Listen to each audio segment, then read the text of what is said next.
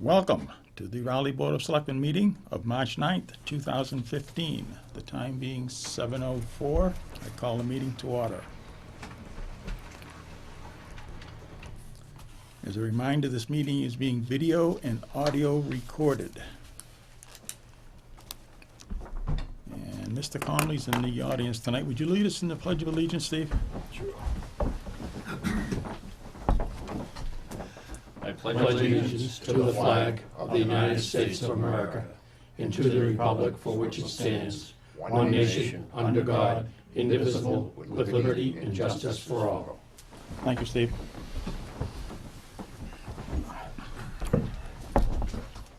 Okay, Chairman's comments. I really don't have any comments tonight officially, but I would like to ask for a moment of silence for Barbara McGeorge, who passed away this past week, and also our town clerk's mother, Susan Hazen's mother, who passed away over the weekend.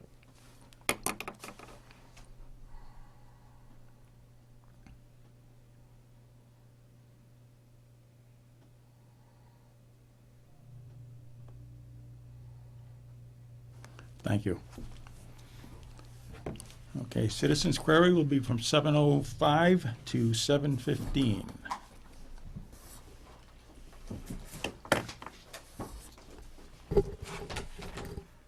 Appointments and hearings. At 7:05, we have Town Clerk Susan Hazen to discuss fiscal year 16 budget. Unfortunately, Susan will not be here with us tonight, but we can still look at the budget.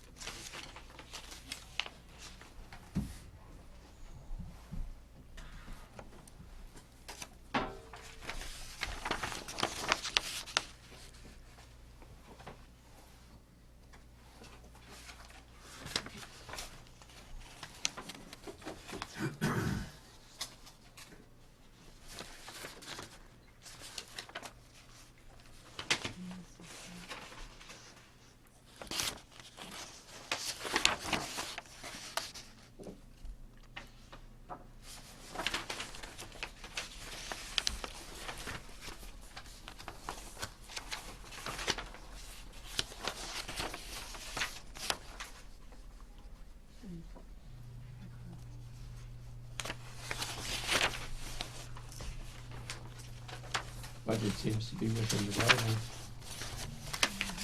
Just one increase, and that's an annual, or actually it's semi-annual, several-year annual notary application to renew. Everything seems to be appropriate. Yep. Okay.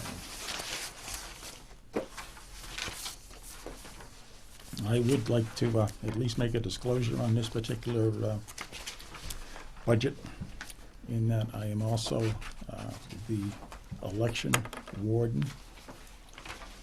And the wages for the election warden are on this budget. So, Mr. Chairman, there's actually several different budgets. We have the town clerk's department budget. Right. I know she does group them all on here, on one page.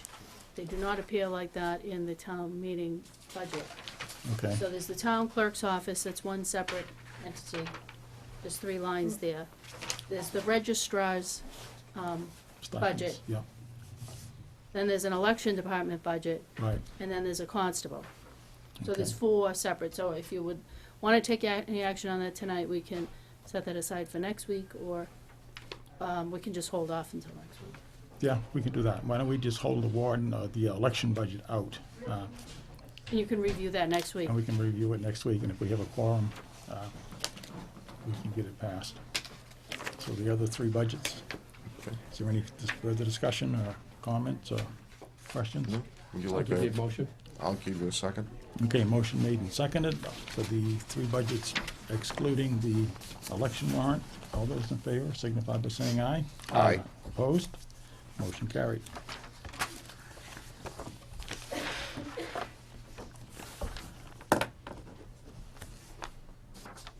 Okay, the next one would be 7:15, so. Susan Query is still open. Yeah, Citizens Square is still open.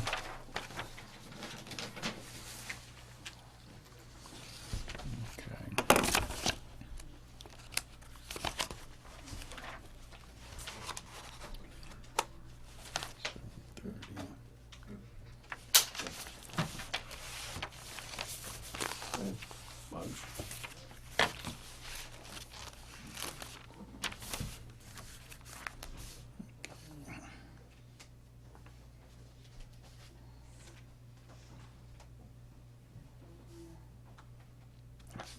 That's a yes. The time for Citizen Square is still open. Yes. 7:05 to 7:15. Right? Okay. Yeah, I came here tonight, and as you know, I'm the founder of We the People, a national whistleblower group. And I've had quite a passion for the last 27 years. And as you know, or may not know, it all started because the NRC's Nuclear Regulatory Commission's former executive director informed me that paralyzed residents that cannot be moved in the event of an accident, he suggested they be left behind and given a bottle of potassium iodide to drink, KI. And that's what started my inquiries into the industry as well as the agency. And in my mind, that makes a certain segment of our population expendable, which is very upsetting to me and obviously was to a lot of the residents in Raleigh in 1986 because they signed a petition, 80% of them signed a petition for an investigation of the NRC. And unfortunately, Mr. Reagan ignored it. And you probably have seen some of our signs up there, a lot of the residents are putting up, and they feel very strongly that we ought to get another petition going. And I noticed tonight on your agenda that the town warrant, you're going to look at a draft. You're looking at the draft, and I would like very much for you to consider putting a national petition on the warrant for the meeting coming up in May. And that certainly would save a lot of running around to go to every house in town like we did before. But I'd like you to consider that. I've got some material here in a letter to you and enclosures that I'd like you to look at, and I'd like to be put on the agenda for next week so we could discuss some of the issues that I've enclosed in here. So I prepared a letter and with enclosures. And some of the enclosures are, well, I was out to see Vice President Biden. He was in New Hampshire the 25th of February. And I had a student with me that feels very strongly about We the People's work and his concerns about the lack of proper evacuation plans at Seabrook. And he prepared a letter to Mr. Biden for him to look at and encourage him to meet with me. And Mr. Biden was to be he was to be at a roundtable discussion about how to save money so at colleges so more people could attend college. And he was a guest of honor. And the student obviously wanted to attend that meeting, but the student later on found out that the meeting was closed to the public as well as to the students. So the student went to the chief of security at the event at the school, and that was at Manchester Community College. And he asked the chief of security if he'd be willing to get a hold of one of the handlers that came with Mr. Biden, and he said he'd be glad to. And we later found out that the letter the student wrote for Mr. Biden was destroyed by the Secret Service. And I know there's a lot of people, including the student, that's pretty upset about that because, you know, I think it's wonderful when people, especially young people, take time to get involved in a government issue. And that certainly isn't the best way to encourage them to be involved. So I've got that letter with me too, and I've got a couple of DVDs. CNN did a 1.5-year investigation of our work, and it was shown all over the world. I even got a call from Egypt when it was seen, but it was shown on Earth Matters, and it was called Inside the Nuclear Regulatory Commission, Intimidation or Regulation. And as you know, or maybe you do remember, maybe you don't, I had the U.S. government come after me, and I was in Mass Federal Court for 6 years, where Whitey was for a short time, trying to force me to give up brave informants' names that came to me from the Nuclear Regulatory Commission with evidence there were counterfeit substandard parts built in most of the U.S. plants, including Seabrook. And the public relations director at Seabrook, when Public Service owned it, lied and said that they didn't have any of those parts. Later on, they were listed in this report. Unfortunately, the NRC doesn't police the counterfeit substandard parts. They allow the industry to do it, and which really concerns me.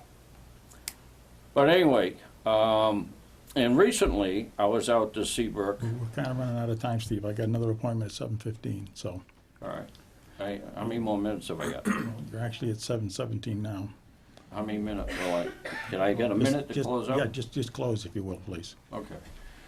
Went over to the Seabrook plant October 17th, and I found there was no security in the security booth. And then I sent on a letter to the NRC with those complaints.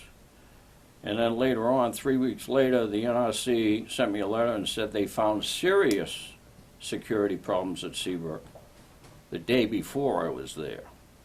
And I've asked U.S. Senator Sheehan to look into that. So, let me leave this information for you, and I would like very much to be put on the agenda for next week. And I certainly hope the town warrant's not going to be closed before you consider that. Okay. There's the letter. Could the gentleman be identified with name and address? I don't think. Yeah, For the we record. didn't get Oh. that for the record. Yeah, I'm a resident of Raleigh, and I'm at 45 Mansion Drive. And, so my family's been in town since '54. Been here a while. Just for the record, it's Steve Conley Sr. Senior, right. Thanks for your time. Thank you. Appreciate it. I'm gonna stick around anyway. I always like to stick around at the end. Bob, could you see if Pam's out there for the, Excuse me? could you see if Pam's out there for the library She is. budget? I She can. is, okay. Hi, Pam. Hi, Pam.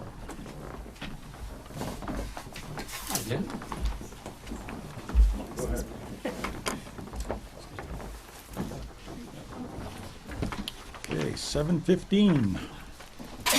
Library Director Pam Jacobson to discuss fiscal 16 budget.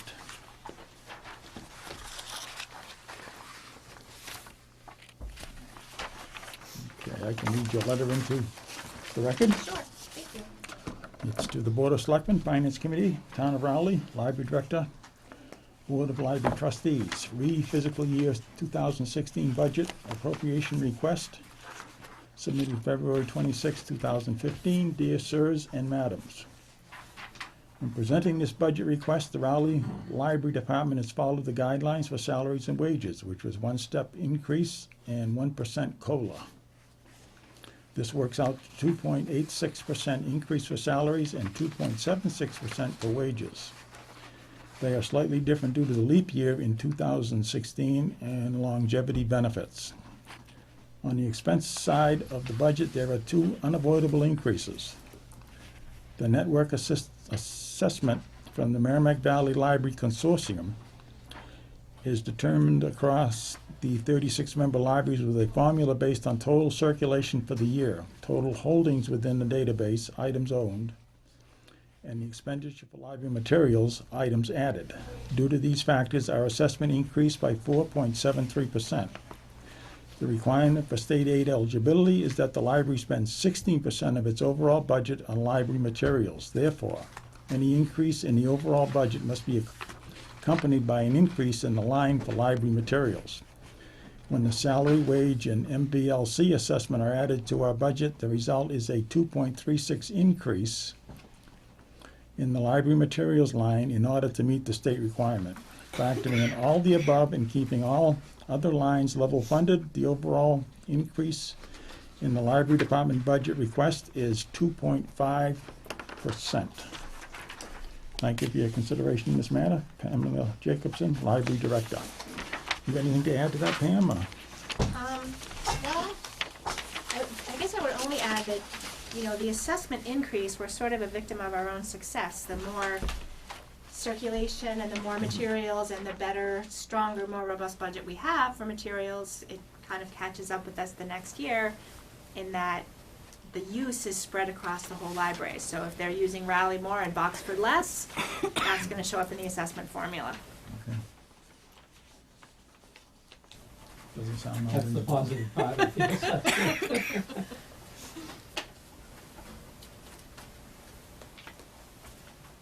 I know as a trustee, I was always happy to see the increase in circulation. That's what we're building, and we continue to build and do a good job with that. Exactly. Like hard I to said, argue we're against it. a victim of our own success. We're doing all the right things, and therefore we have to pay for what we use in the shared network.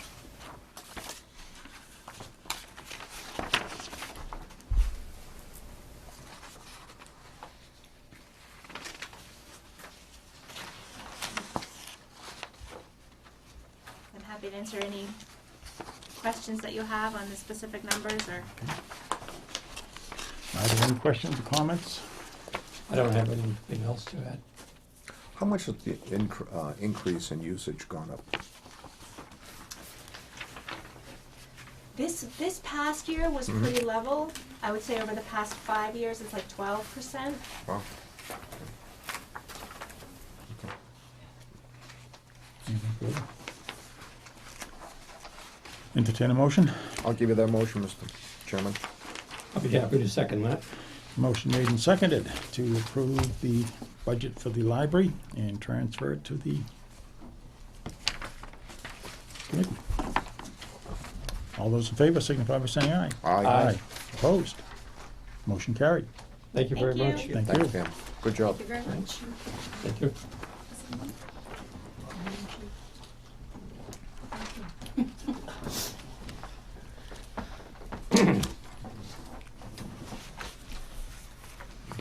John's next, so.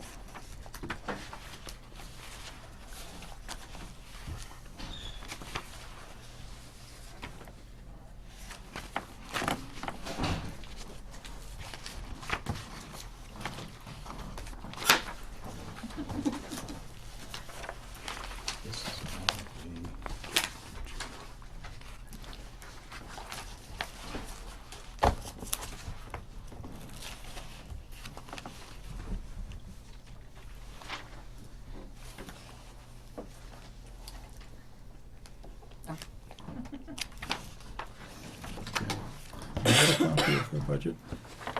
The IT budget? I don't see that. Karen's? Yeah, I don't see that. Yeah, it's in between. Is it in the package here? Yeah. Ah, there it is. I Got found it? it. Yep. Okay.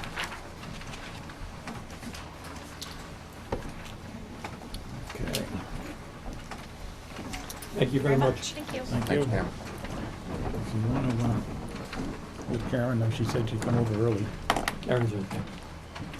Come on in. Hello. First item on our agenda is your budget. It's actually not The my IS, budget. well, It's the IS, you're in charge of the IS budget, right? which is level funded, 22,000 for services, and 2,000 for the stipends, for the 2 IS administrators. Our contract we had with PRS Group, we renewed it for the 3rd year, so we'll be doing a request for proposals Okay? for IT services. That'll be effective on 7/1. Okay. But, you know, given what we have to do, we're confident that the $22,000 is going to cover. We had a lot of projects this year. We bought computers with our capital borrowing from last year. And, you know, where we could, we included the IT costs in, as part of the cost, but, you know, it wasn't sufficient to cover all of the installation costs. So, you know, we had quite a few projects that we did this year, Oh, good. so. And we're How many pretty, new computers were at Oh, gosh, approximately? probably about 10. Actually, more than that, because we put 6 in the police station. And they replace, I think, 4 every year at the library. yeah, and that was part of the capital budget, right? Right, Yeah. right, and we had 1 in the treasurer's office, we had 2 in the selectman's office, 1 in the conservation, and the only one left to do is in accounting. Oh, very good. Okay. We replaced some printers too. Any other questions, comments? Entertain a motion. Make that motion. I'll second it. Motion made and seconded to approve the IS budget for fiscal year 16. All those in favor signify by saying aye. Aye. Opposed? Motion carried. Okay, now Karen. Our next item on your agenda here is discuss tax foreclosure auction and fiscal year 16 budgets.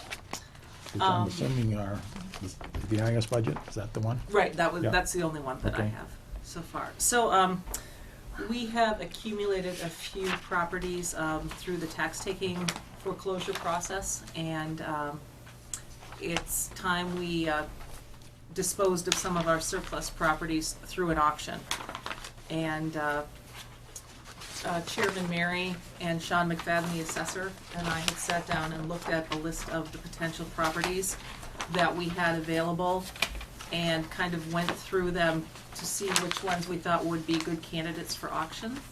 And I think you have copies of all the field cards and the maps. There was one parcel that we thought would be a good fit for the conservation custody, because it is a parcel that actually abuts another conservation parcel. Yes, it's up on Route 1, Right, near Sandra. right.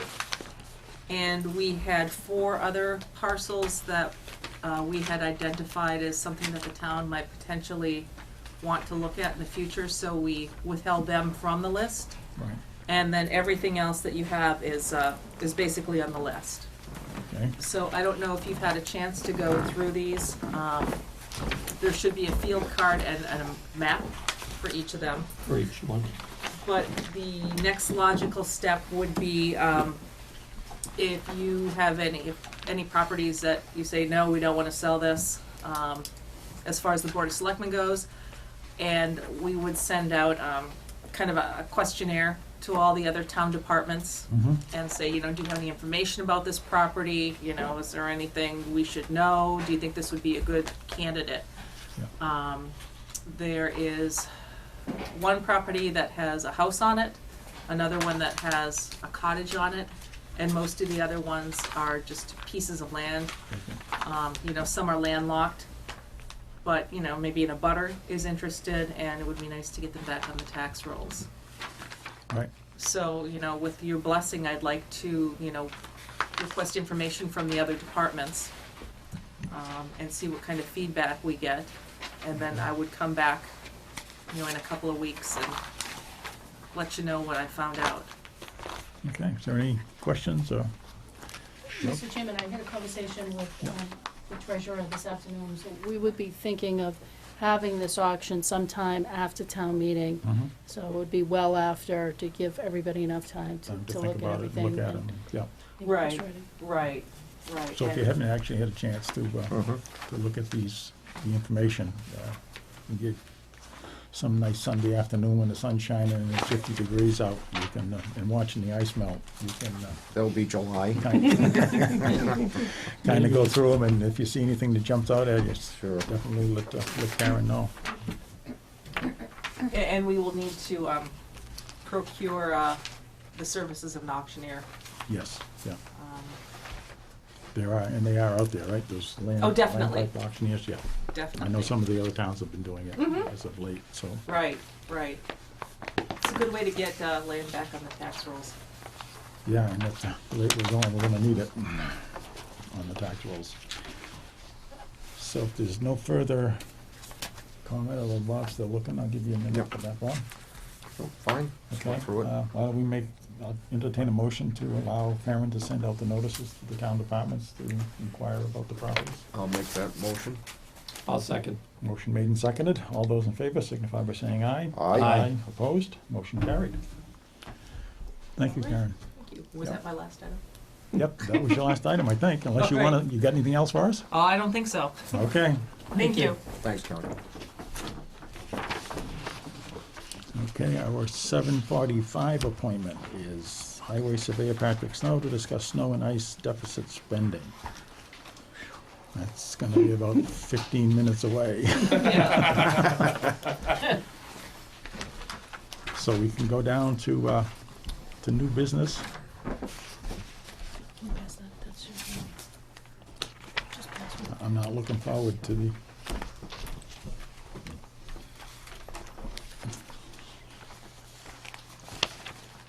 Okay, yeah.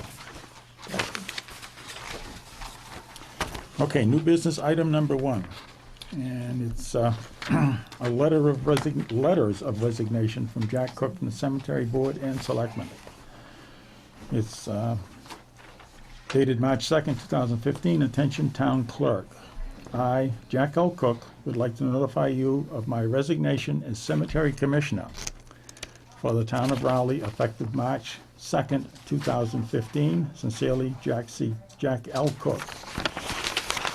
And the second one is March 2nd, 2015. Attention, Town Clerk. I, Jack L. Cook, would like to notify you of my resignation for my seat on the Board of Selectmen for the Town of Raleigh effective March 2nd, 2015. Sincerely, Jack L. Cook.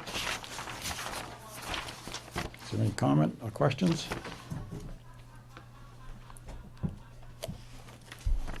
Entertain a motion to accept. I'll make that motion with regrets. I'll second that motion. Motion made and seconded. Motion to accept Jack's resignation with regrets. All those in favor signify by saying aye. Aye. Opposed? Motion carried. I'll send a letter Yes. to Selectman, former Selectman Cook. Mm-hmm. with, Yeah. Thanking him for his And thank service. him for his service to the town.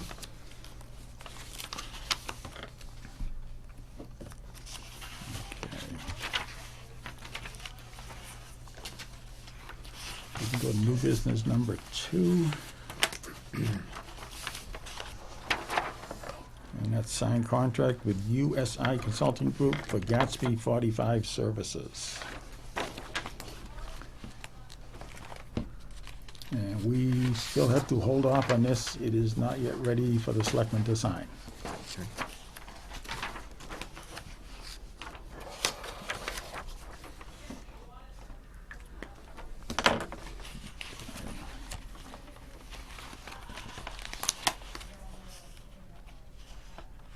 This is number 4.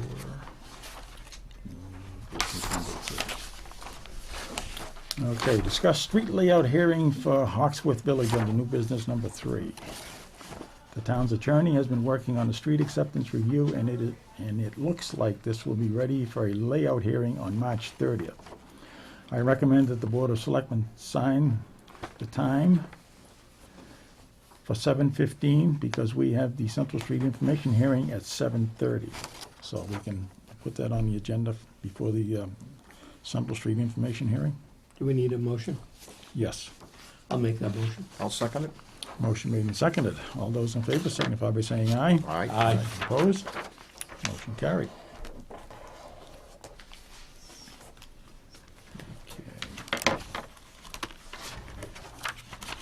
Item number 3 is review Selectmen's annual town report draft. So, do we want to read this, Deb, or keep them in suspense and let them read it when they get the town report? We just put that together, and it's just a draft, and if everybody's okay, we're just trying to pull together the last pages of the book. Yep. Yeah, it's got to For go up by next week, so we've got to get that all together. And it's just basically the highlights of calendar year 2014. Very good.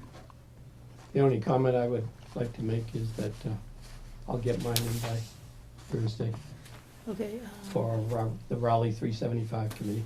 so we're just getting any of the departments now that haven't submitted their annual reports for the book, so that's fine. Okay. So you want a chance to look at it at some point? If Yes. in fact you see anything that pops out at you, just let Debbie and Amy know so that they can correct it. Okay, I guess I'm gonna get stuck with general business.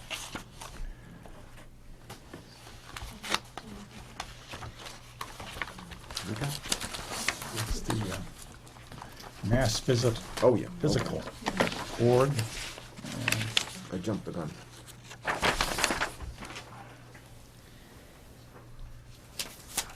So it says, "Dear Selectman Snow," I should probably let you read this. "My name is Rick Green, and I am the chairman of the Massachusetts Physical Alliance, a nonprofit organization that advocates for physical responsibility and government transparency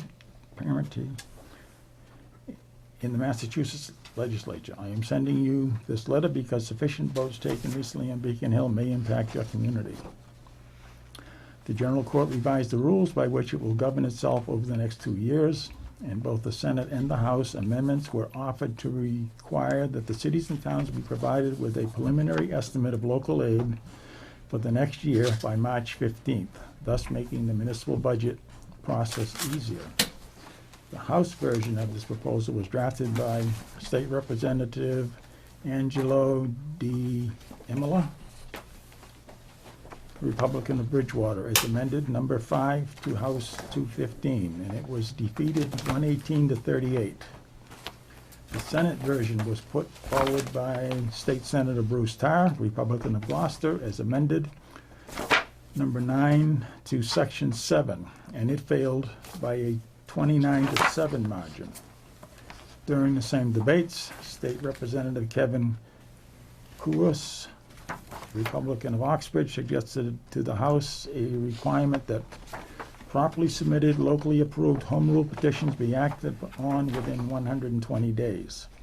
In the Senate chamber, State Senator Vinnie DiMacchio, Republican of Plymouth, also tried to improve this process by extending the time for which approval of such petitions would remain valid. Regrettably, Senator DiMacchio's amendment was rejected without a vote, and Rep. Keogh's proposal was 117 to 37, lost.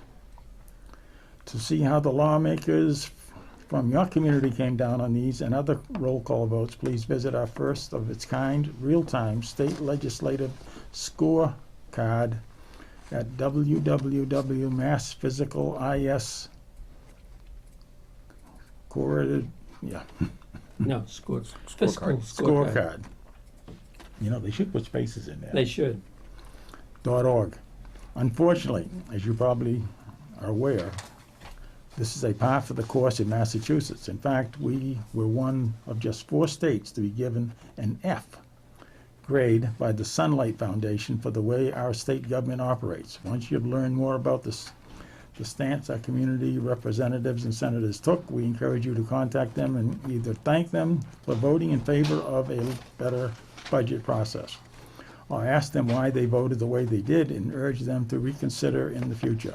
The main State House phone number is 617-722-2000. If you have any questions, please feel free to contact our Executive Director, Paul Carney, at paul@massphysical.org, or give him a call at 617-797-2540. Thank you. Sincerely, Richard R. Green, Chairman, Massachusetts Physical Alliance. Okay. So Pat, I think I can put you on. And Highway Surveyor Pat Snow to discuss snow and ice deficit spending.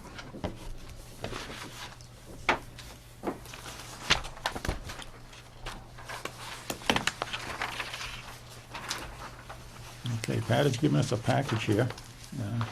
Do you want to kind of hit the highlights on this package, Pat? We haven't really had a chance to look at it yet. Sure. So as of right now, for snow and ice, what we've spent so far this year is approximately $373,456.19. What's that again, Pat? 300? $373,456.19. Mr. Chairman, that information is in your package, Okay, so you want to just go to the third to last page. last page, back through. Mr. Snow prepared a spreadsheet breaking down the various areas within that budget and how much he spent. The original appropriation was $100,000.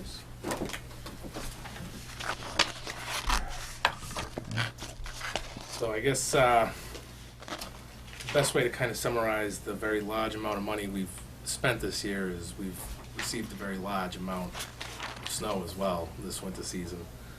I can run through it very quickly. Labor, we've spent $43,375.18. Private contractors, which are the people we call to assist us with plowing the snow on the road as well as performing snow removal, is $235,216. The equipment, which is essentially what we spend for repairs or other products that we have to use for the equipment, we have suffered some breakdowns this year. We've spent $27,632.34.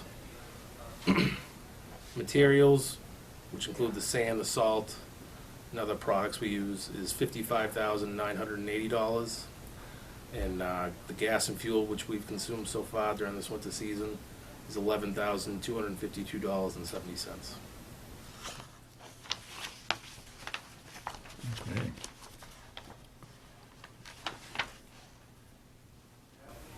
Pat, how much salt and sand what's the difference from last year to this year? I don't have those numbers off the top of my head. I know that we actually, I believe we've used less salt this year than we have last year, as well as sand, merely for the fact that we had so many large snowstorms in that 4-week period. We were merely just treating the main roads, Okay. and I'd say bad corners, hills such as that, we put material on that as well in between these storms. When we were getting, a storm every 3 days, they weren't, it's really kind of wasting material for us to go out there and try to get the roads down to bare pavement at that point. So we were forced to kind of roll with Mother Nature at that point and take what she gives us. Okay.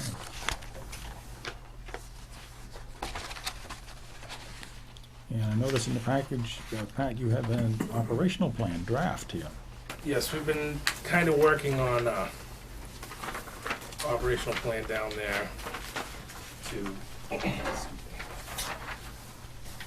it'll help the employees as well as people inquiring about to be a contractor with the town, as well as the residents if they have any questions about, how we go about snow plowing, how we make the decision on when contractors are coming in, when we're gonna put material down, such as that. I mean, if you'd like me to go if you'd like me to read it, I don't think you need to go line by line, but Yep. if you could kind of maybe just give us a few highlights, that would be good.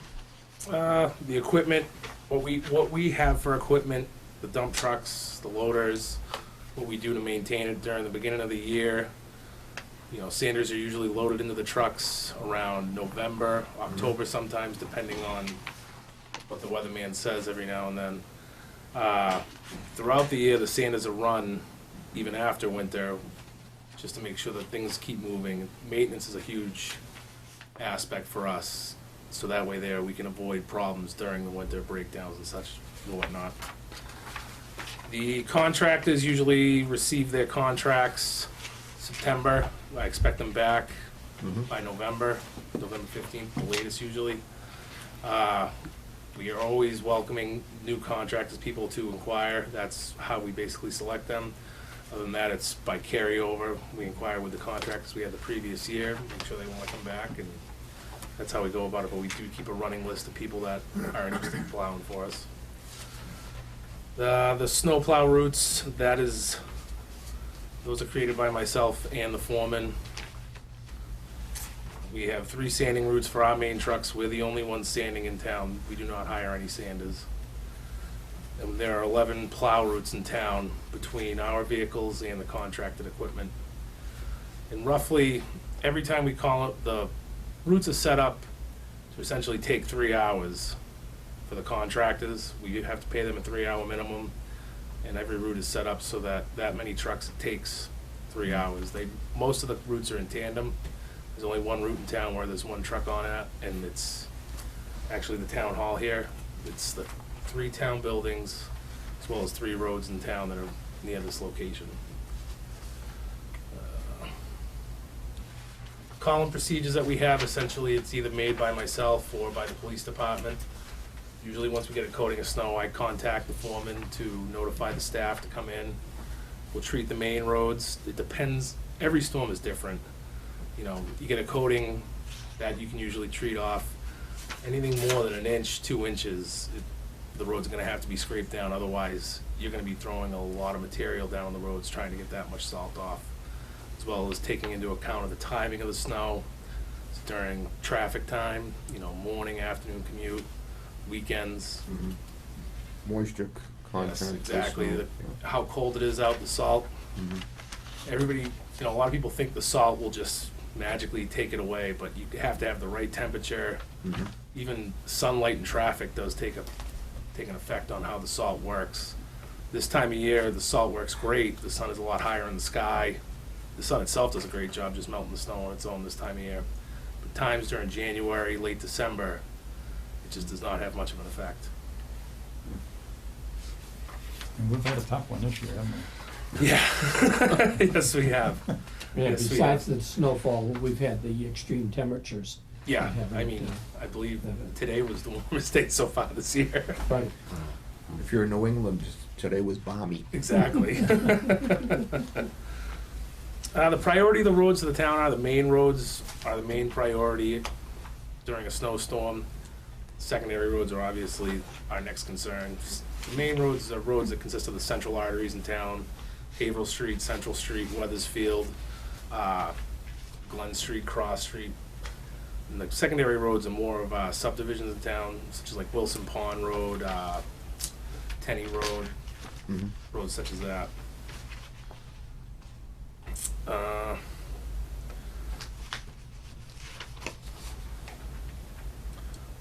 So, another thing we've started doing this year is documentation, which I have storm log sheets that all the operators, the staff of the highway department, not for the contractors, but for the highway staff. It's for them to keep track, so I know what truck they're in, what time they've started, and especially when we're such a short staff, there are times where, you know, that vehicle may have to come back, they may have to get into another piece of equipment, and to keep track of how much sand, salt we're going through. It's just kind of helps to explain to people, you know, well, this is what was going on during a storm. That, and if there was ever a problem or something like that, you know, someone calls and makes a complaint, that way there I can see, yep, they were there, or no, you were mistaken, you know, there are vehicles of the same make, model, color, stuff like that. And one area that's really helped us in is with the federal reimbursement, especially this year where we've received so many large storms. The state's kind of doing something that's rather unprecedented, where it's usually on a storm-by-storm basis, and the state is gonna try to get the federal government to assist with us this winter, especially for that 4-week period of January 26th to February 22nd, just because, I mean, we shattered every record for snowfall amounts in that time period. I mean, the first storm came in and we never had time to really catch up at that point until after those storms are gone. So, I mean, stuff like that has really helped us to be able to prove, you know, this is the vehicles they were in, this is what they were doing. With FEMA especially, documentation is huge. So by having tools like that, it really helps us, and it's one way for us as well to keep the memory fresh of everything that was going on, you know. I tell people all the time, I don't even know where February went. I feel like I came to work January 26th and went home February 25th. So. Mr. Chairman, so that snowstorm log is in your packet. It's in sort of an addendum to the plan. Mm-hmm. You can see how it's been prepared by Mr. Snow. So it's clearly documents. So you're keeping that log sheet for each of the town employees? Yeah, every town employee, they have a stack of them that they keep with them during the storms. You know, they get called in for slick spots in the middle of the night. That way they can keep track what time we keep track through a time card anyway, but keeps track of what time they came in, how much material they had to use that night, such as that. Very It good. keeps the hours on the truck too, Yeah, absolutely. so you know the usage of the. Exactly. Helps with the maintenance as well.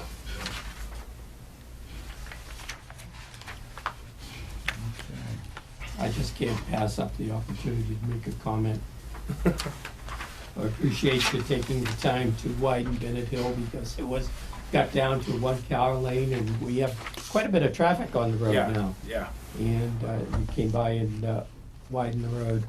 That, 2 o'clock in the morning, though, it was kind of tough. oh, I believe me, I understand, and I do apologize that, No. you know, I- any sleepless nights for people, but the reason we perform snow removal and jobs such as that during the middle of the night, it's for the public safety for one. Everybody's usually in their home. Traffic is as low as it can possibly get. Yeah. And it's for the safety of the operators as well, you know. It just made such a difference. Oh, yeah. In the different streets in town, not only Bennett Hill, but you could see where the truck had been by to widen it, and it just made a big difference. Yeah, this year was as you can tell by how much we spent on contract, this was a very large year for us for snow removal, where, I mean, you get 8 feet of snow in 3 weeks. The roads are gonna get narrow very fast. There's no way to keep up with it, even with the equipment that we have. So we were forced to bring in a lot of loaders, a lot of machines to widen these roads out. There's still some snowbanks Oh, out I there. know it. They're 10 feet high Yeah. still. I could not believe how much snow we were getting in such a short period of time. I mean, Right. we were performing snow removal during, 2 to 4 inch little snow squalls that we were getting in the middle of the night. It was, do you want us to go put the contract, oh, you want us to go put the plows on? No, you just keep doing what you're doing. I got other stuff to do this right now. We gotta get some of the snow out of the way. Yeah, it was getting to a point where even lifting it with the front end loaders or stuff that, you couldn't lift it up high enough. to Yeah. lift it up on Oh, some of the absolutely. I buried a yardstick Yeah. in my driveway. I still haven't found it. Yep, we could have carried that away though. With the snow removal, just to touch on, we do have 3 snow farms that we use. We usually do not have to use all 3, but 3? this year in particular, we put snow wherever we could. I think we figured we probably moved about 50,000 yards of snow down to those 2 farms. Wow. So it was quite a bit. And I apologize, to the people that may not have space to park their boat trailers down at Warehouse Lane. But there might be some free ice down there by that time. The best part of it right now, Pat, is that the river's frozen, so they're not gonna be boating anyway. This is true. Yeah, as bad as it was here, I can't imagine what it is living in the city. Oh, I completely agree. We're lucky, we have some place to put it. Yes, yep. And I know, we did have one incident with that where the state decided to take a liberty and put some snow in there as well. One of our farms. Yeah. Yeah. But other than that, any questions? I'll try to answer them to the best of my I ability. would just, I mean, I've kind of skimmed through this plan here and, that you put together, and it looks very well. It looks good. And I just like to read your mission statement. I think Okay. that's important. I really do. I mean, when a snow or ice event occurs, it shall be the objective of the highway department to make sure that the streets of Rowley are passable for vehicular traffic as soon as possible in a safe and efficient manner. The safety of the public and the personnel shall be the highest priority at all times. So, I mean, that says it all. I mean, that's what we strive to do. Yep. And we're very fortunate with the employees we have. They do a great job. You know, they care very much about the job they do. They take pride in the fact that people come down and say, you know, we have the best roads in town. As well as the contractors. There's a lot of pride there where those guys feel like they're doing a great job, and I believe they are doing a great job. Yeah. Well, I've heard several times from different people, I have friends in other communities, and they say when they are in town, they know that they can get around, and when they go to other communities, you know, it's not the same. No. They don't do the same job. Did a And real I good job this compliment year, you and Pat. your Thank you. department. Thank you. And the responsibilities. The highway department is responsible for removing snow from 79 public roads, totaling approximately 73 lane miles. Okay.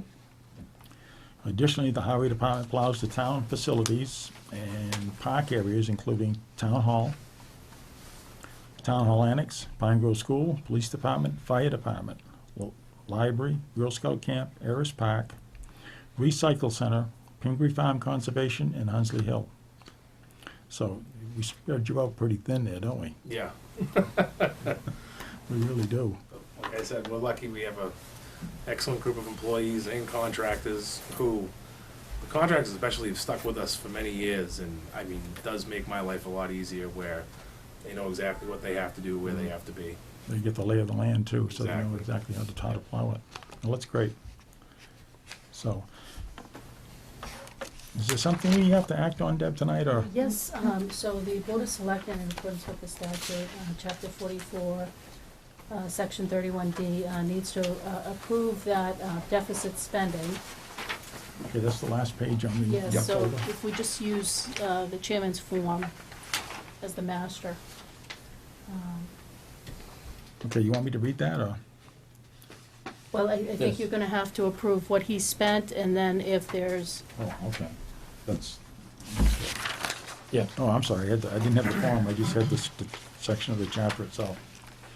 Yeah, it's the fiscal 15 snow and ice deficit approval. Mass General Laws, Chapter 44, Section 31D. And it needs to be filled out, and it actually needs to be approved by the Board of Selectmen. So you want us to take the vote the board to needs sign it, and then we to, can, then we can vote fill it on, out? well, you need to vote on the amount that Mr. Snow is requesting, so that would be Okay. uh, That's- 273,000, correct me if I'm wrong, yeah. 373. 273,456, Yeah, but that's above and beyond the appropriation, or is that the total? That's the total that we've spent for right now, and I am expecting, I should have a few more invoices coming in for salt and some other objects. I And know we that appropriated 80,000. 100 this year. 100. 100. Yep. We had 100,000 originally. Yeah, so we want to put in for 273,456.19, Okay. right? yes, exactly, so we need to approve that, and then if, when the highway surveyor has a better idea of what he expects, we'll have to have another form similar to this. Yeah, and this actually has to go to the Finance Committee also. Yeah, so we have that on for tomorrow night. Okay, so why don't we make a motion tonight to approve the 273,456.22. I'll make that motion. I'll second it. Okay, motion made and seconded. All those in favor signify by saying aye. Aye. Opposed?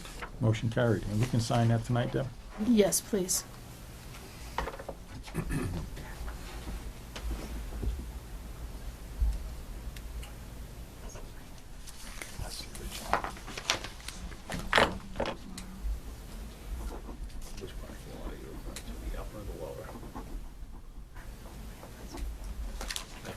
The lower is definitely gonna be upper, has some still piled up, but it should be Is good. that mine? No, that's yours. I got mine here. I'll send you the- See, I keep a note on mine so that you won't steal it on me. Mr. Chairman. Thank you. Okay. I set that aside along with down. I'll get those both filled up. Okay, Pat, you got anything else? Nope, We'll let you off the hot seat. all right, well, And thank you very much for coming in. I think it's great information. no And- problem, Thanks, Pat. warmer temperatures. Thanks, exactly. Thank you, have a good night. Take care. And our Hi, Chief.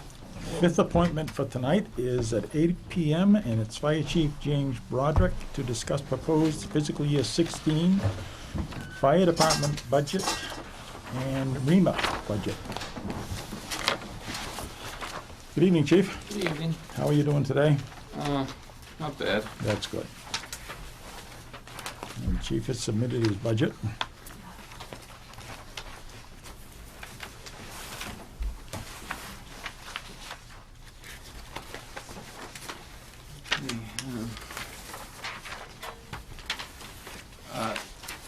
It's level funded as requested, no changes in expenses.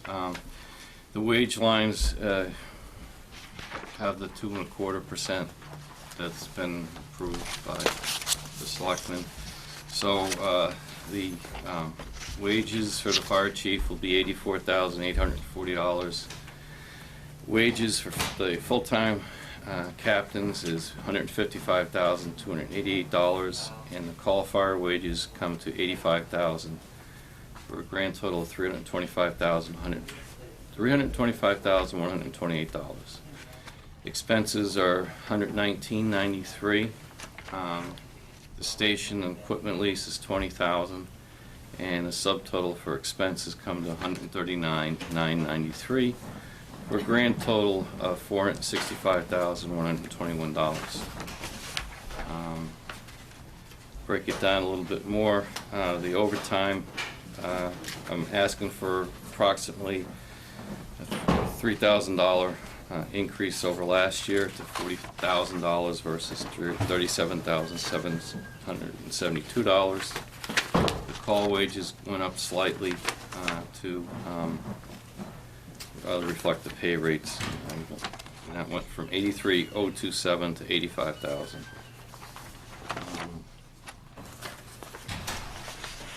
Any questions?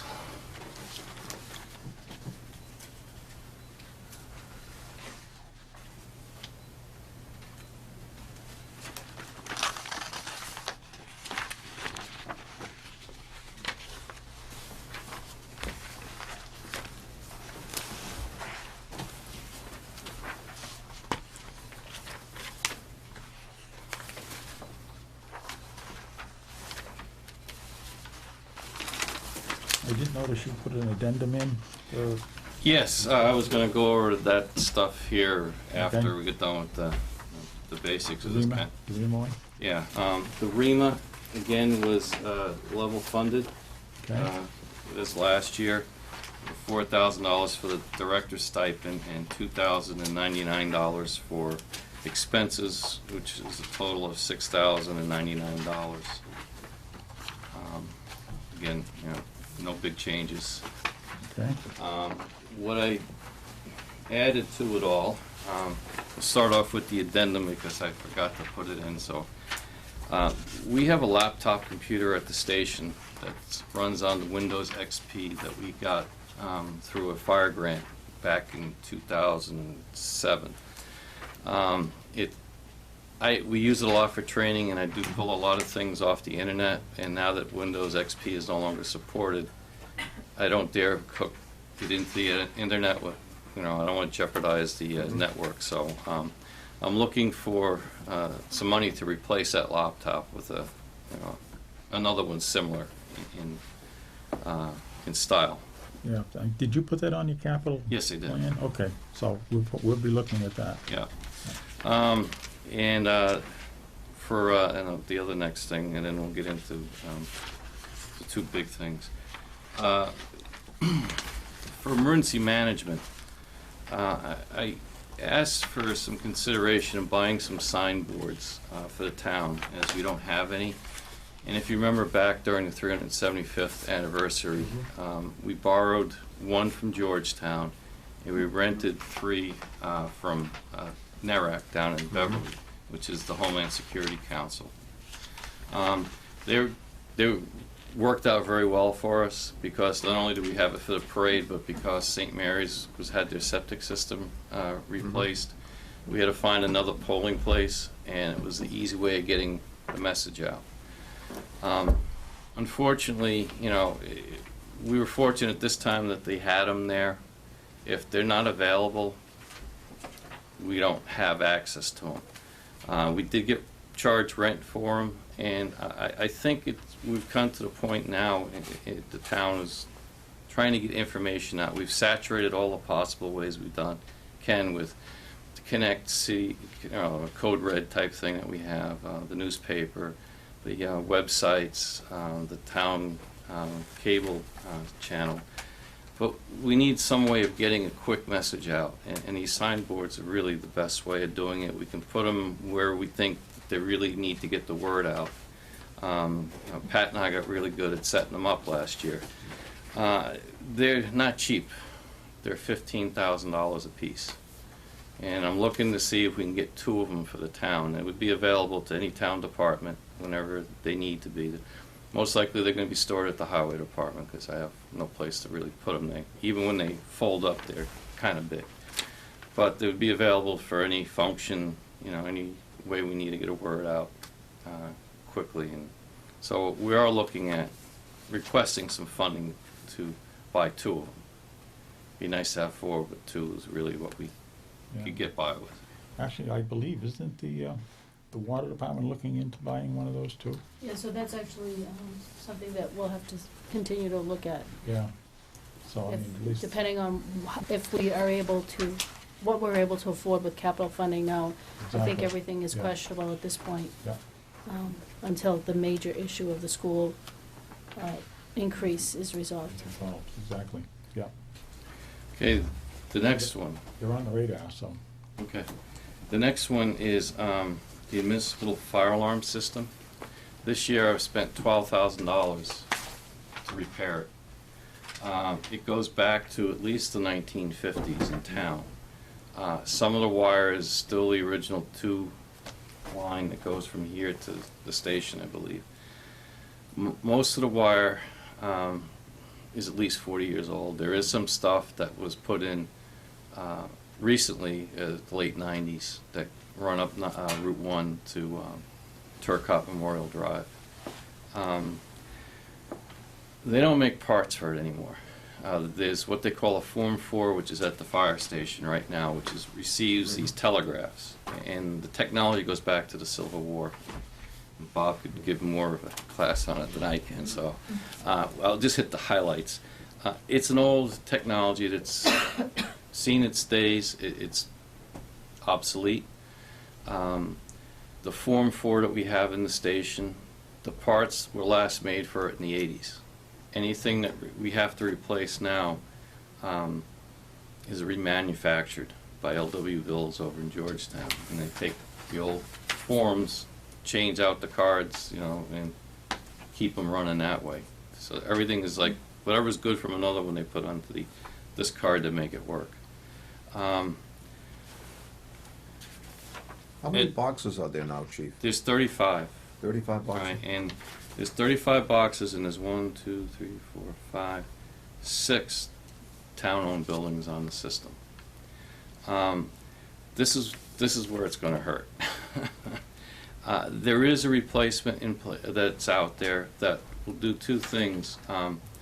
It's what they call radio fire alarm boxes, and it's over radio waves. So you'll still have the red box out in front of the station or in front of the town hall, or we could put it inside. It doesn't matter.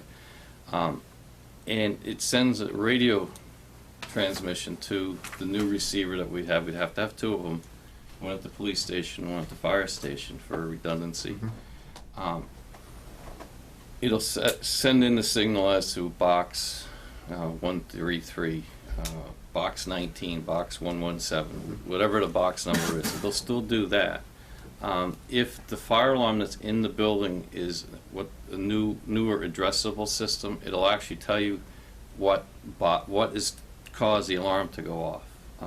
If it's an old panel like we have here in Town Hall, it'll tell you that the box has come in and we'll do what we've been doing now.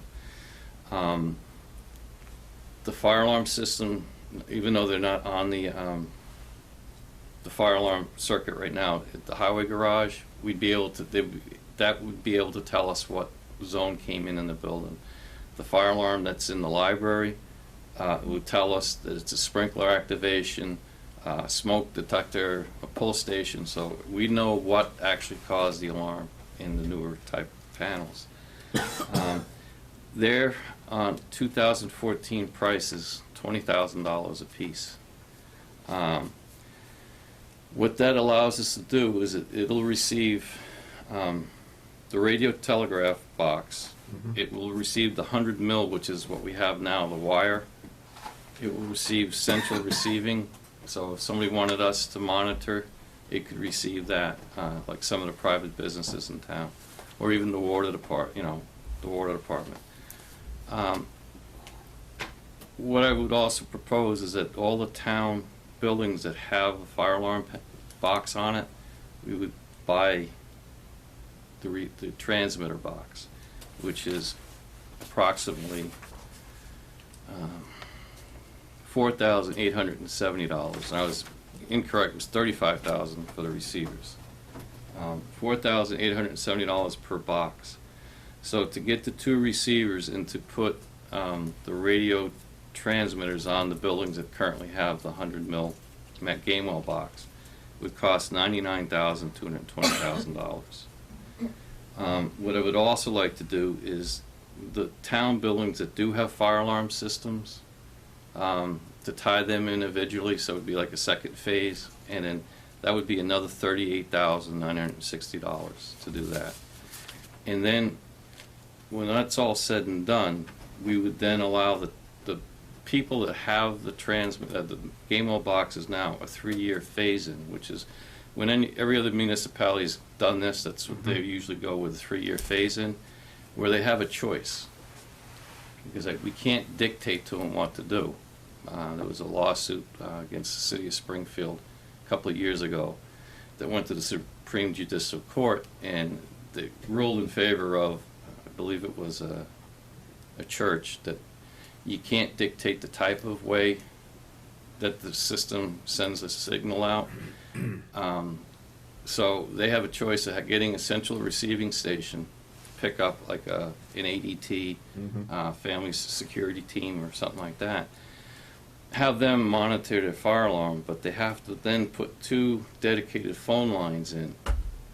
So they would not only have the which would probably be about $40 a pop per month, the monitoring fee, so they would give them a choice as to do they spend the $3,000 or $4,000 to put a radio box in, or they spend an reoccurring fee every month to have somebody else monitor their fire alarm. The choice would be up to the individual, but we would tell them that 3 years from the date that the system goes online, the 100 mil system is going to be deactivated.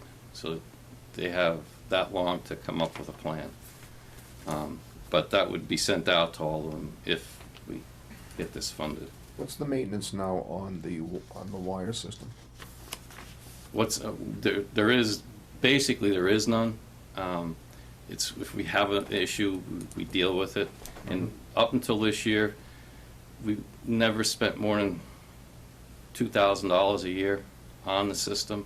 But this year, there's so many different things that went wrong. They basically had to go to each box, and they finally tightened it up. Since they finished all this back in December, we haven't had a stray blow or an open circuit. So they fixed it. What gauge is the wire? It's 22. 22 gauge? Yeah, copper coated steel, Yeah. Wow. So it's drop wire, basically. Yeah, basic drop wire. yeah. So it's old stuff. Yeah. It's old stuff, and it's time that we have to really start looking at replacing it. Because it is getting harder and harder to get parts for it, and we do have to look at, if we keep it, stringing new wire, which could be costly. Although we only have one circuit, and there's only certain areas in town that have it, it's still gonna cost some money to replace it. So you're proposing a phase in on 3 years? 3 years.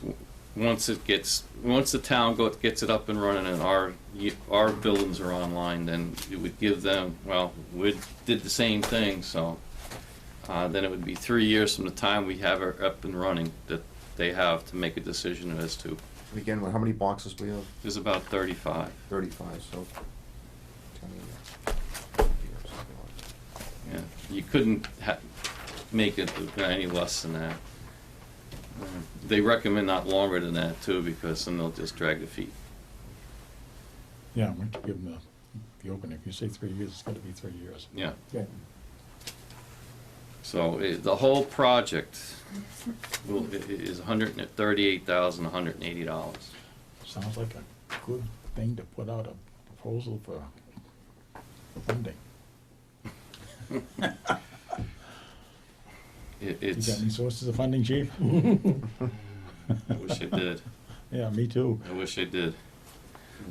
And the next issue we have is, although I don't know if Chief Barker talked about it during his presentation or not, but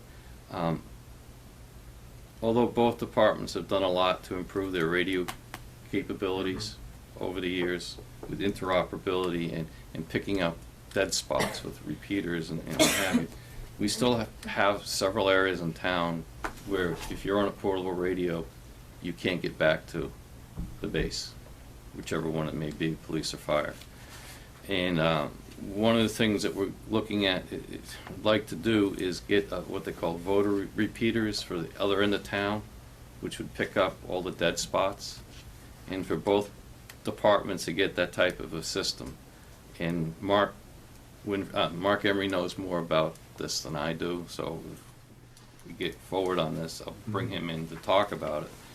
It's about $47 to do both police and fire with a voter repeater. And it's just because we have dead spots. And they're mainly over on Boxford Road area. Or if I'm using a portable anywhere I stand, I happen to just soak up radio waves and nobody hears me. The last thing I want to talk about is an apparatus, because we're in really good shape with that, is staffing.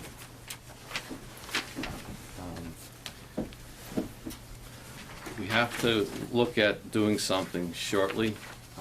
It's come to a head. I kind of went into a little bit in the details on the submission, but even though with putting 5 new firefighters on last year, there's still times where I only have one person showing up for a call at night. It's not a good thing. A lot of reasons for that. I have a lot of guys that work as EMTs, paramedics, and firefighters in other communities, so if they're working there, they're not here. I have people that have to go to work at 3 o'clock in the morning, so their time that they can give to us is kind of minimal. And I have 3 full-time firefighters that are hitting the double nickel and plus in age, and we're getting close to thinking about retirement. Out of the 24 members in the department we have,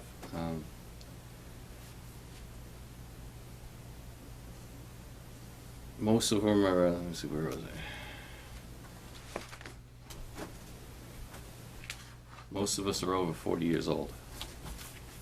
That's where all our experience is. We need to think about putting some full-time people on, or some extra people.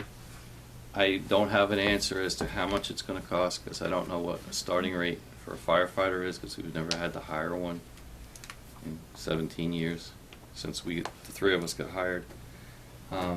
There's 2 things that we could do. Is we could hire 4 full-time people, which is what I'd like to do.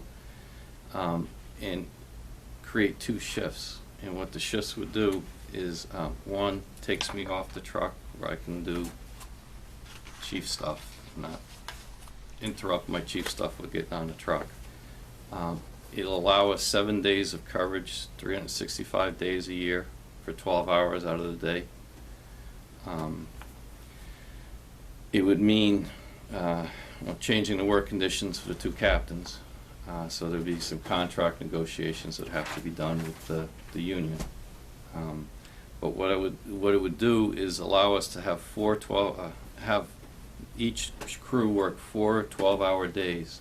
So 4 days in a row, 12 hours a day, then off for 4 days. And then allow coverage Saturday to Sunday, and we'll pick the time, we'll say 6 in the morning to 6 at night. And then we would have to discuss how we would cover overtime and stuff like that. For the other end, we would look at also how we would dispatch apparatus out. Do we rely on the call force during the day or not? Just use the 3, because it'd be 3 firefighters in each shift. Let them do the normal stuff, and if it is a big fire or a serious call, then you would tone out for everybody to come in.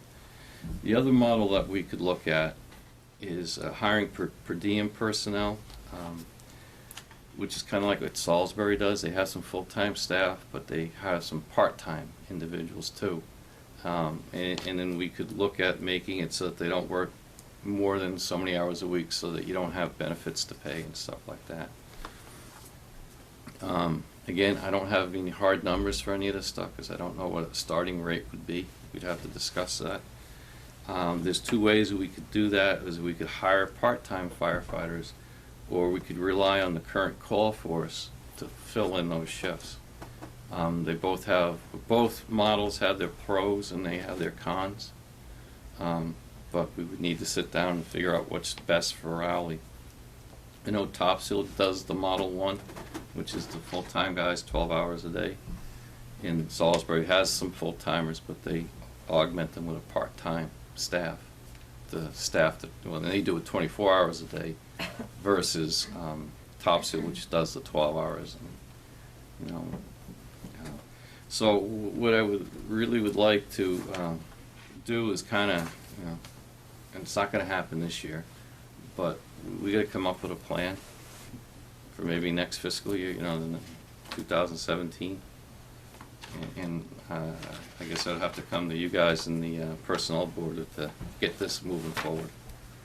But we got to do something because we're going to lose a lot of knowledge pretty quick.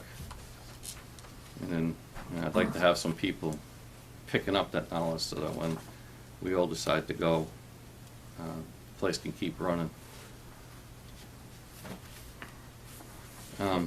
That's basically my presentation tonight. Is there any questions? I think it's significant that we have to do something about and do some planning for, have the continuation of so that we don't lose the knowledge and ability to carry on the department. Yeah, you need that historical knowledge Yeah, there's a lot. in the department. And you can see where, I'm not mentioning departments, but where the lack of that knowledge is hurting us right now. Okay.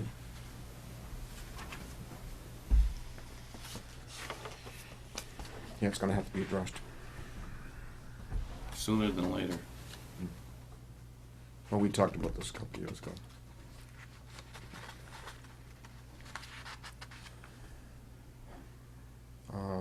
Now, on a brighter note, Okay. the ladder truck should be here That was the next question. You in read my mind. June, middle of June, I'm Right. looking at right now. They do want to bring it to the Chief Show out in Springfield to show it off. It is the first truck of its type to be built for a municipality and not as a demonstrator, so. Tell them we'll lease it to them.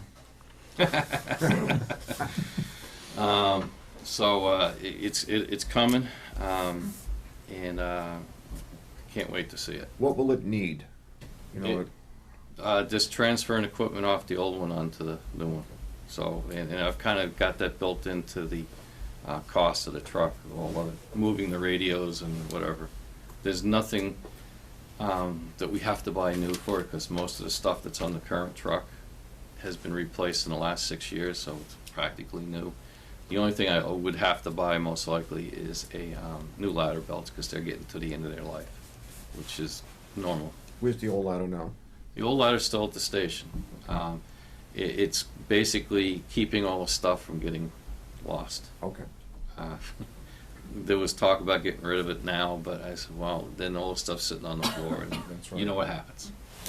Gets broken. I don't know how it broke, That's right. so that's why it's still here. It does run still, but as long as it makes it down to North Attleboro, that's all I care. And how will we, after, when that new ladder comes in, how will we rearrange the fire station? Well, based on how long it took us to get the two engines together, it'd be about 3 weeks from when we get it, so we finally have everything in it and get people trained in it, how to operate it safely, sign some people off on, qualifying them to drive it. So we're probably looking 3 to 4 weeks before it's in service.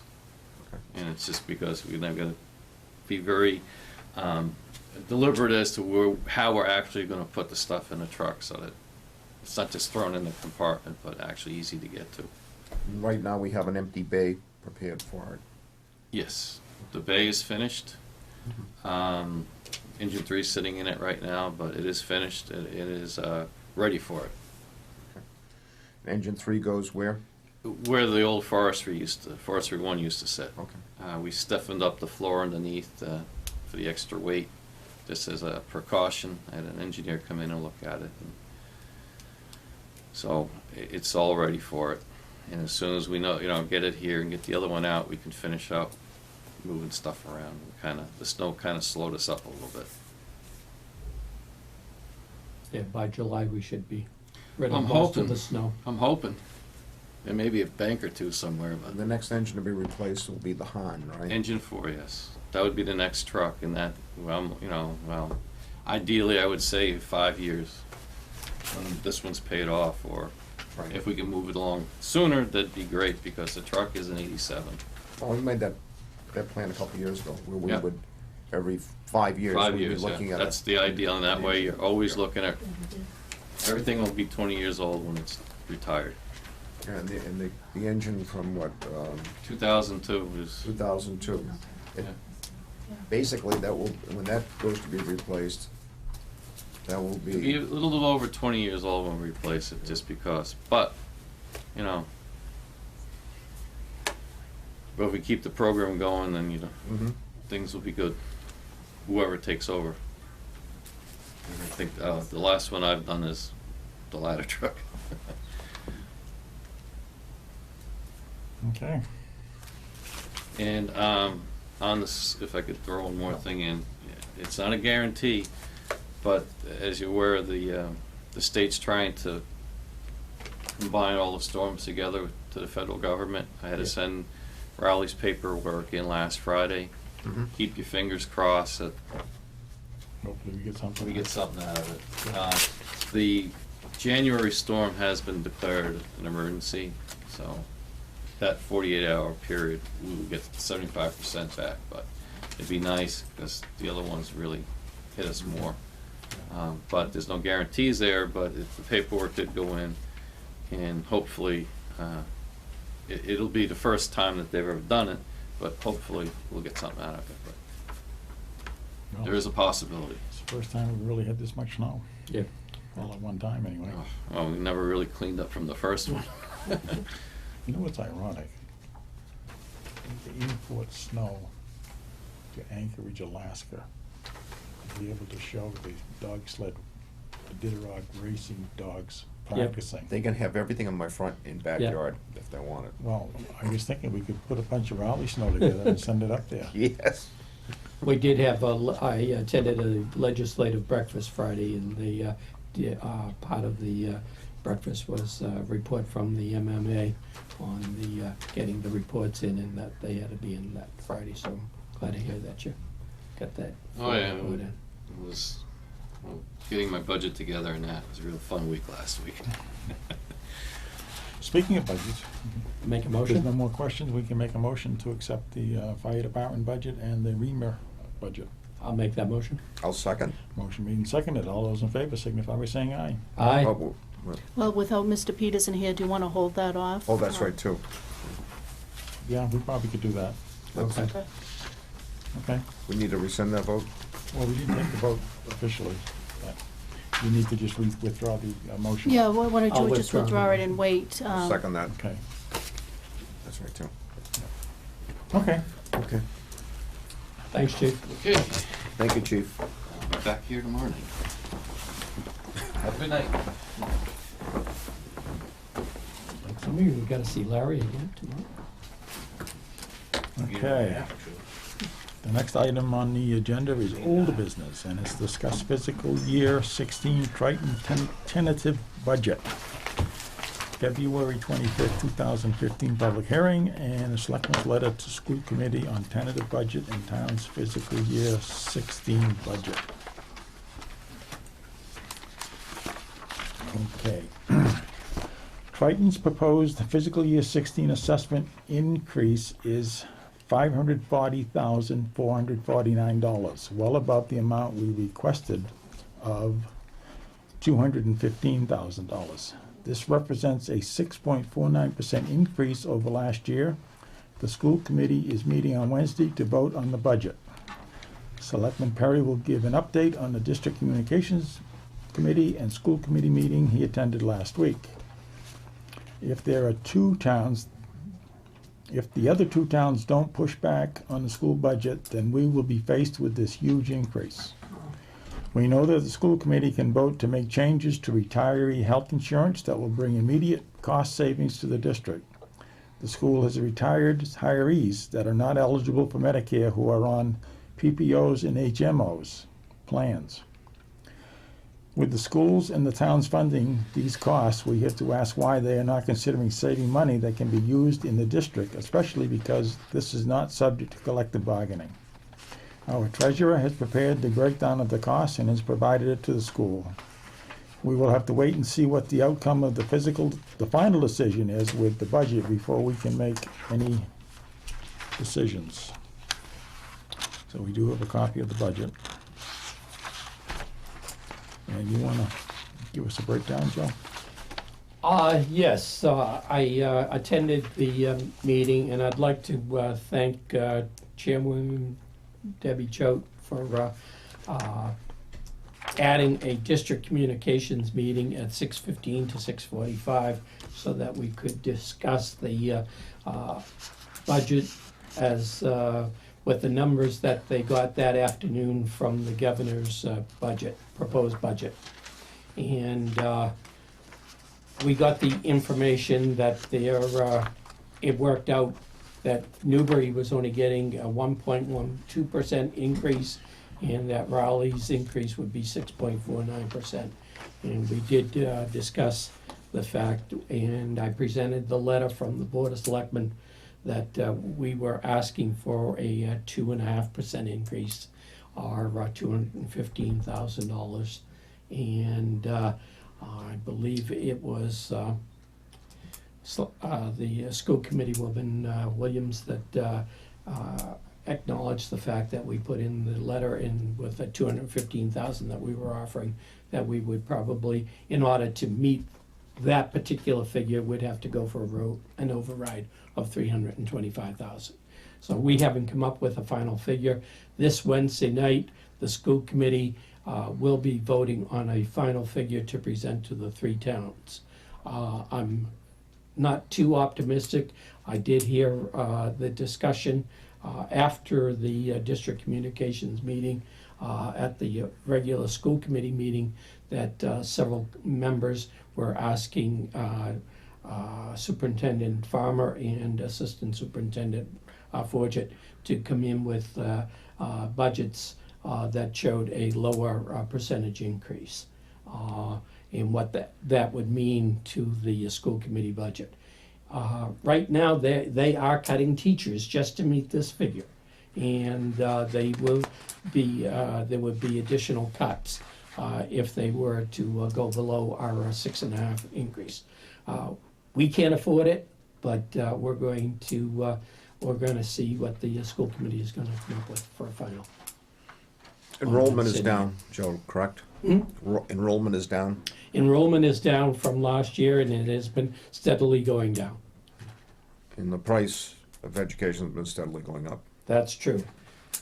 But as the school committee has been pointing out, and I've been making the point for 4 years, that the state legislature has level funded Chapter 70 amounts for over 10 years. They haven't increased it $1. And that is killing our budget, and it's putting the burden of the school budget on the cities and towns.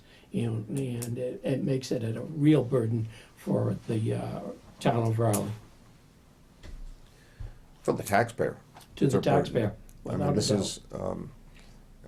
is, this continues to go up. There's no stopgap to prevent the town from being assessed every year. We're at 60% of our budget at this point. That's correct. There's nothing in the agreement to stop this from going to 65 or 70. I'm You're right. surprised. I think it might even be more at this point. Yeah, With this, I mean- with these new figures, it's probably more than 60. 60%. I mean, this, it's, I'm speechless when every, we've gone through this every year, but 60% of our budget, I mean, this figure just, that's all our new growth. Well, I mean, the 215,000 that we offered is actually half of Yes. our new growth already. I mean, we're willing to give up half of our new growth. And we didn't do too bad this past year with new growth. But next year, it's gonna be a disaster. Well, it's Yeah. actually half the 2.5 levy and the new growth. Right.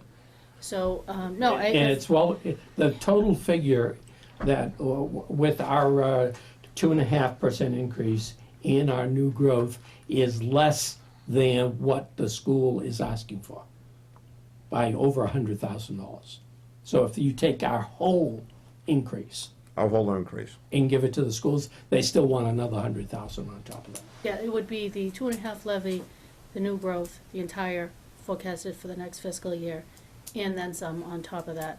So unfortunately, under the Triton Regional Agreement, there are no provisions to make sure that the budgets are brought in conformance with Proposition 2.5.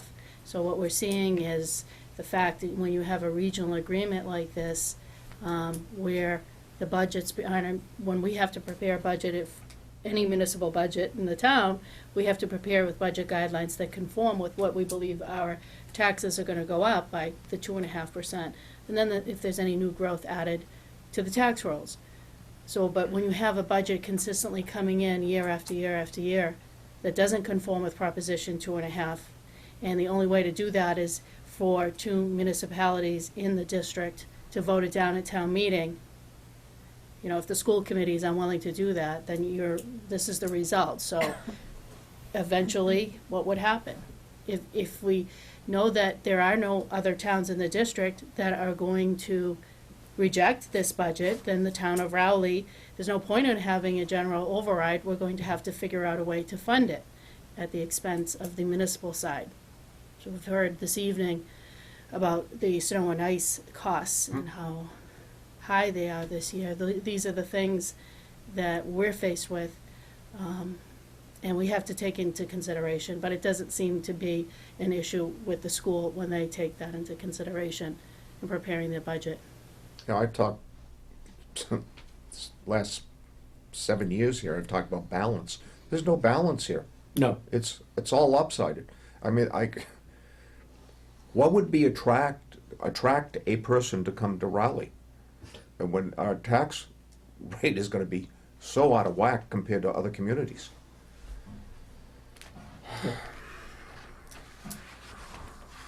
This could be devastating to the town. I think everybody out there needs to know that. It's not gonna be pretty, that's for sure. No, this is, and again, there's no stopgap. There's nothing in the agreement to prevent this from going to 70% of the budget or 80% of the budget. In reality, they could bankrupt a community Absolutely. in reality. Whether Yeah, it's if us or there's one somebody else. out of the 3 towns that, you know, is struggling and year after year after year, I don't understand. I mean, This is one reason we've I'm made against, cuts in the past because of the school budget. anytime they mention regionalization at the state level, I balk because of this agreement.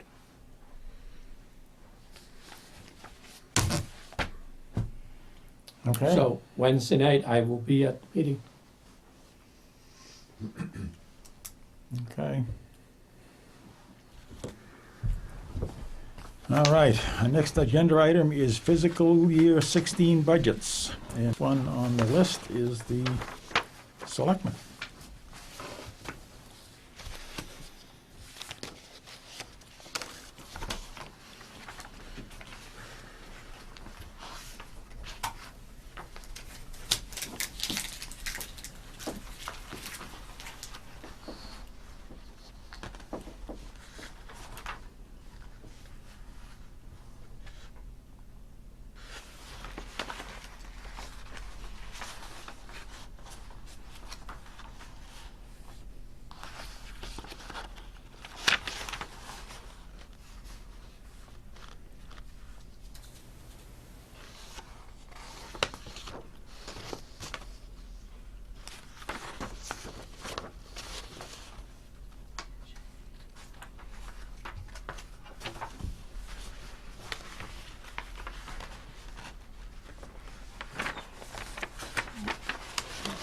Everything seems to be within the guidelines, Mr. Chairman. Yeah, it appears to be, Bob. We've actually increased a couple of the line items, but those are things that we can't control. No. Some of the expenses. Mm-hmm. One of them is the audit, and that's gone up. Right. We've got the contract for that, and it's gone up a little bit. Mm-hmm. And a couple of things have gone down, so I mean, it's kind of offsets one against the other, so we're not real too bad at all, Yeah. so.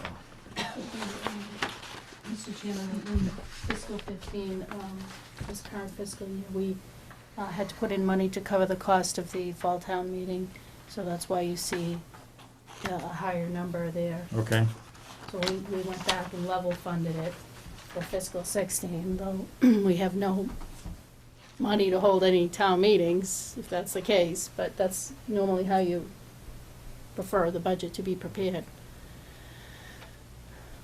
yep. And I still don't know what to plan for stormwater compliancy.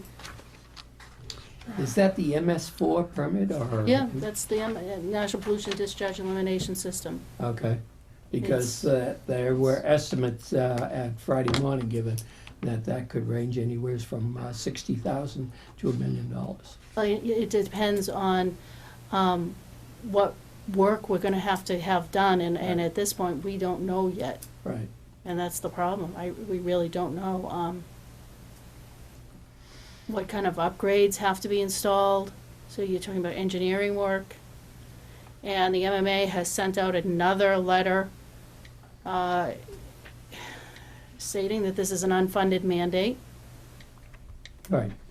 And so, I don't know if it's just falling on deaf ears at the higher levels of government, but it's, you know, working through the collaborative with the MVPC has really been helpful. So we can hold off on this budget, and probably we should without Mr. Peterson here this evening, but, I wasn't sure to put in that, and what you wanted for the Pine Grove School property expenses.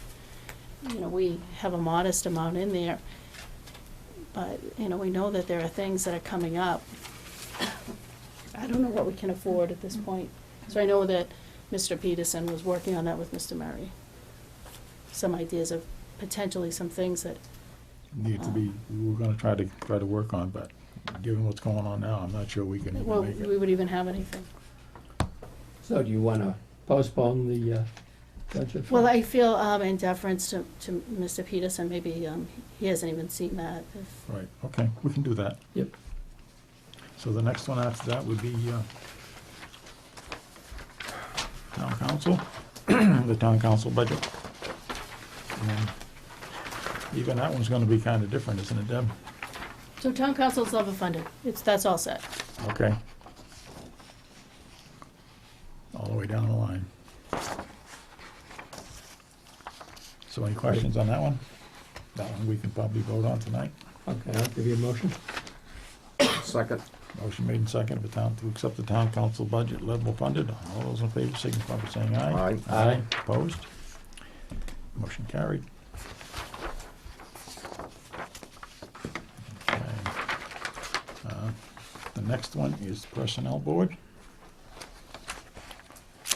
Just a level funded budget. Give you that motion, Mr. Chairman. Okay, motion made. Second. Motion made and seconded. At the level funded budget for the personnel board. All those in favor signify by saying aye. Aye. Opposed? Motion carried.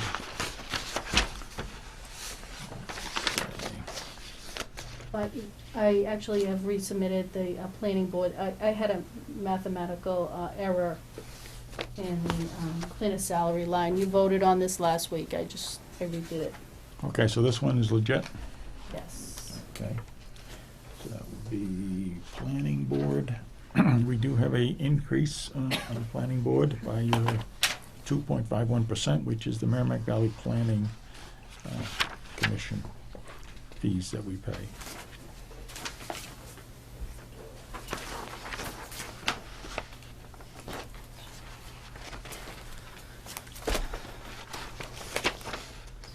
Yeah, the salary increases are within the guidelines, and the Merrimack Valley is only a $50 increase.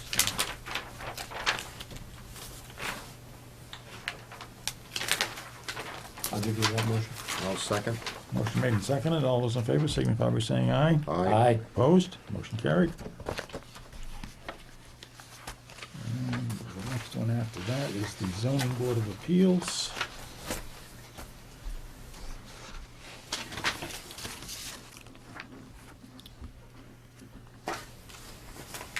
And that one looks like it's just basically wages that are gonna be increased. Mm-hmm. Expenses stay the same. Mm-hmm. Increase of $245. Yep. I'll give you that motion, Mr. Chairman. Motion made. Second. Motion made and seconded. All those in favor signify by saying aye. Aye. Aye. Opposed? Motion carried.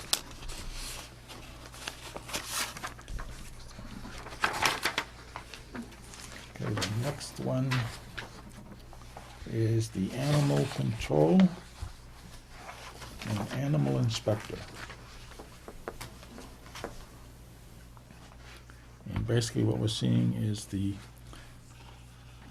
2.25% increase.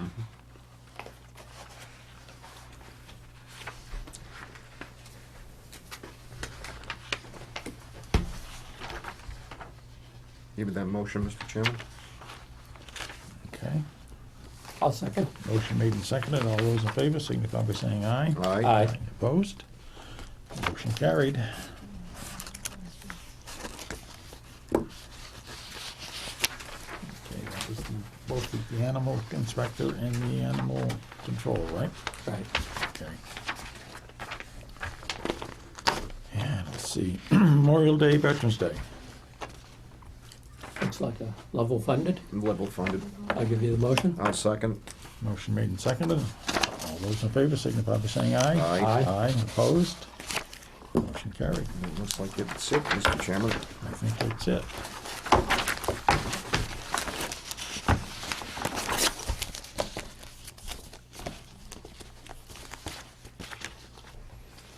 Okay. So, that being all said and done, everything is checked off on my agenda. Mm-hmm. So the next would be announcements.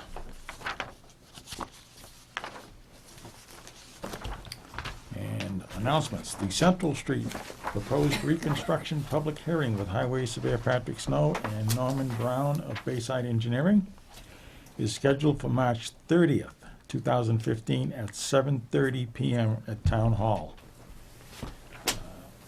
We were gonna try to have that a few weeks ago, and we got snowed out, so.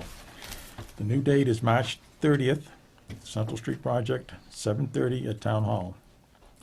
The Board of Selectmen is reminding residents that if they have the opportunity and the ability to clear hydrants near their homes, they should do that.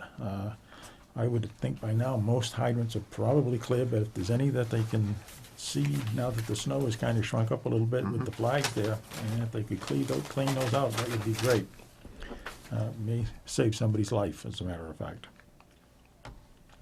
And the town has the following vacancies: fence viewer, 3 positions; wood, lumber, and bark inspector; and zoning board of appeals associates, 2 open seats; historical commission, historic district commission, 2 seats; parks and recreations committee, 2 seats; open space committee is seeking members. For more information on these positions, please contact the selectman's office at 948-2372. Rowley Food Pantry is in need of donations. The food pantry is open, by the way. You may be seeing something on RCM that says they're closed, but in fact they are open now. Tuesdays from 9 a.m. to 12 p.m. and Thursdays from 5:30 p.m. to 7 p.m. Town meeting is scheduled for May 4th, 2015 at 7:30 at the Pine Grove School. And Rowley Recycles Day is Saturday, April 4th, 8:30 a.m. to 11:30 a.m. It's textiles, books, CDs, and as a matter of fact, on RCM now is a billboard that's showing what the things that they can collect and will collect. And it's actually open to Rowley residents and out-of-town people also. So, that being said, the next item is adjourn. I'll give you a motion, Mr. Chairman. I'll second. Motion made and seconded to adjourn. All those in favor signify by saying aye. Aye. Aye. Opposed? Motion carried. We are adjourned.